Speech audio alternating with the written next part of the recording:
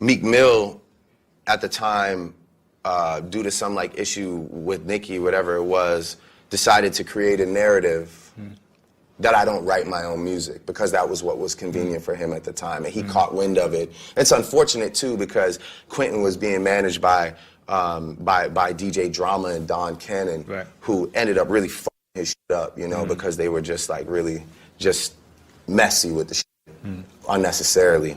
But yeah, you know, he decided to create this narrative that I don't write my own music. And the reason why I never felt like necessarily pressured to like sit down and defend myself right away or go do an interview is just because, I mean, anybody that was in those rooms, right, that worked on that project, or anybody that's been in any room with me, period, knows. First of all, knows that I am one of the best writers, period. That is what I do. That's what I'm known for. I mean, I go and write for other people. I write my biggest songs, my biggest hits. The massive majority of my catalog has all been written solely by me, which is a big feat, because music is a collaborative process. And at that given time, you know, with those isolated records, they just wouldn't be what they were if it wasn't for me, you know? I mean, if it wasn't for my pen and my contributions to that, and no, not taking away from him. I mean, we did great work together in a very small space. And yeah, you know, I mean, it really just kind of blossomed into this thing where I became the poster child for ghostwriting, which is a huge conversation now in music. And if I was like an evil spirit, if I had like a different agenda, I could sit here and tell you how this shit really works. I could sit here and tell you 10, 20 people that are worse than me, you know, that literally take everything and it's just a verbatim process but I'm not like that, you know? When my peers get a record, I'm happy. It's great. It doesn't matter where it comes from. I don't care, you know? But for me, it was a big deal because it just wasn't the truth, you know? And like I said, but if I have to be the poster child for it, and if you choose to after like finding out about that situation, discredit my entire catalog or my career, or you were gonna discredit me anyway, so you may as well just go forward with that. And I've like come to peace with that, you know? I mean, but yeah, I really when it came to that whole writing situation, I never felt the urge to like have to defend myself, because if you ask about any of the biggest Drake records ever, I've done them all. And if you ask about those Quentin Miller sessions, I was there, you know? I was working. There would be no second half of Know Yourself, and the bars wouldn't be as good if it wasn't for me on any of those songs. You know, and we sit down and we talk about cadences and we talk about which lines to do and whatever, and that's just what a collaborative experience is. And if people are that naive and they think that that doesn't go on in music, then you're out of your mind, you know? But because it's me, it was the first chink in my armor that people were like, we got, you know, we got him. DJs were happy. There's certain well, people that carried away with it. Well, and that's the thing. And some like, DJs. Yeah, exactly. And that was the thing too. It's like, it really made me realize like how deep this shit really goes, because, you know, there were like these references from our sessions when we'd work together. No context to those references at all, but they existed, you know? And that taught me a valuable lesson as well, which is just like, man, I can't trust anybody. You can't leave the studio with nothing, you know? And like I said, like, you know, it was really DJ Drama that got a call from somebody higher up at that time. You know, he didn't have the backbone to say no to this person, and he was like, yo, my guy's getting roasted. You got to give up. You got to give him some ammo to keep, you know, we got to keep Drake down. And that was really when I realized like how deep this really is.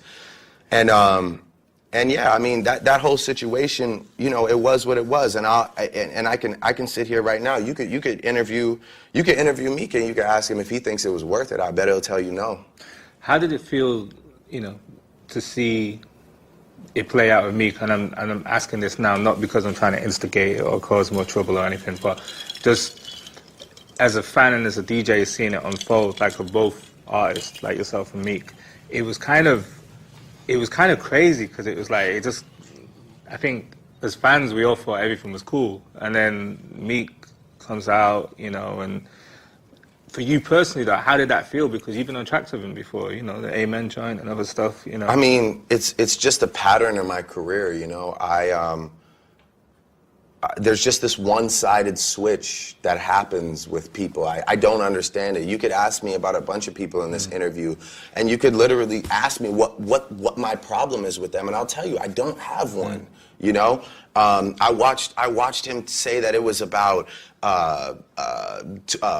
posting an album or some show that I found out about the day before that I couldn't get to in time.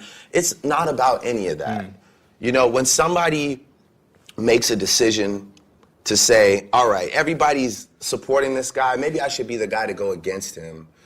Or they just have a series of events that gets them aggravated enough to do that.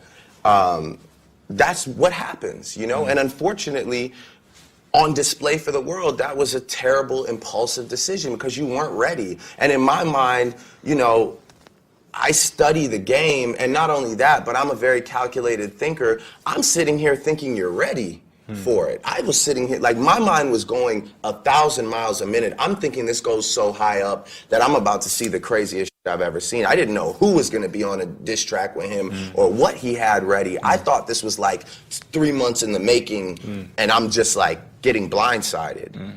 And then when I dropped Charged Up, just to see just to kind of see what the preparation level was, I realized I was like, oh wow, you're not ready. This was like really your just emotions about something. I don't even know what it was, but this is just your emotion. Okay, now you know.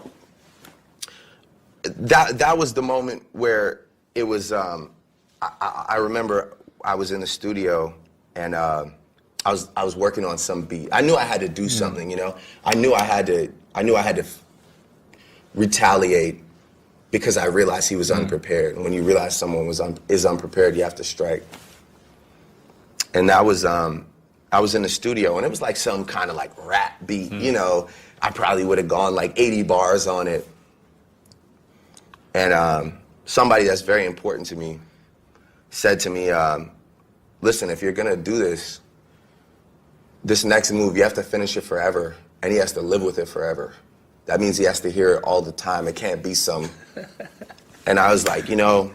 Who said that? I can't. I can't. It's great advice, though. A true champion said it. I'll put it to you that way. It's not some like it's not one of my friends. Like a real